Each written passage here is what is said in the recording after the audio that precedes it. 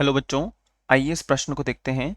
प्रश्न में हमसे पूछा गया है कि रजो चक्र का तात्कालिक आरंभ हो जाना निम्नलिखित में से किस हार्मोन की उपलब्धता समाप्त होने के कारण होता है।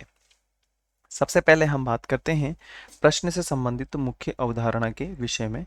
मुख्य अवधारणा जो कि संबंधित होगा रजो चक्र,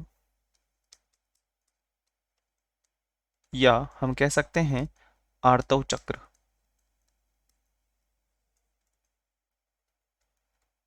अब हम बात करेंगे कि आर्तव चक्र क्या होता है। तो हम लिख सकते हैं कि आर्तव चक्र जो है हाइपोथैलेमस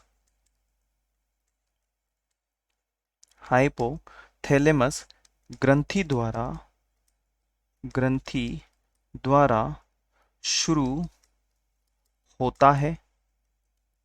और यदि हम बात करें हाइपोथैलेमस के बारे में तो हम लिख सकते हैं कि हाइपोथैलेमस और पीयूष ग्रंथि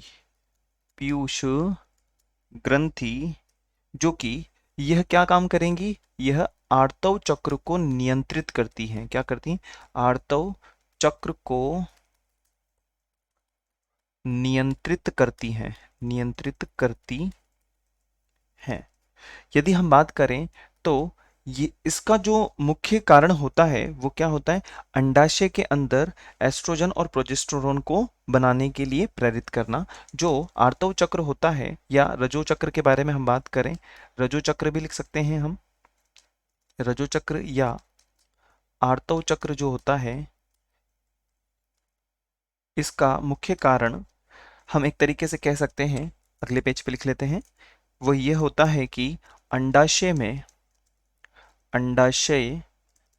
में या अंडाशय को एस्ट्रोजन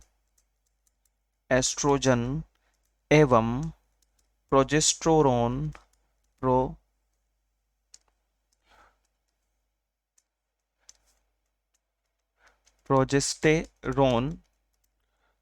बनाने के लिए प्रेरित करना। अब हम बात करते हैं कि जब रजो चक्र या तात्कालिक आरंभ हो जाता है तो वो किस वजह से होता है। तो हम कह सकते हैं कि जब जब क्या होगा, जब हमारे शरीर के अंदर हम कह सकते हैं कि स्त्राव या प्रोजेस्टेरोन हार्मोन का या की उपलब्धता समाप्त हो जाती है तो हमें क्या देखने को मिलता है, रजो चक्र